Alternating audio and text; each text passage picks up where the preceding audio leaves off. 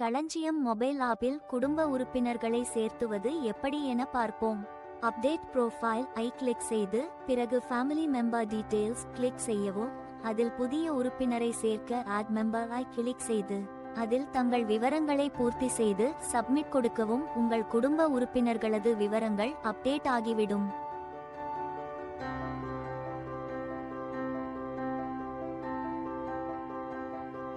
ஏற்கனவே உள்ள விவரங்களை அப்டேட் செய்ய யாரின் விவரம் அப்டேட் செய்ய வேண்டுமோ அவர்களது நேம் ஐ கிளிக் செய்யவும். பின்னர் போட்டோ மற்றும் பிற விவரங்களை அப்டேட் செய்து சப்மிட் கொடுக்கவும்.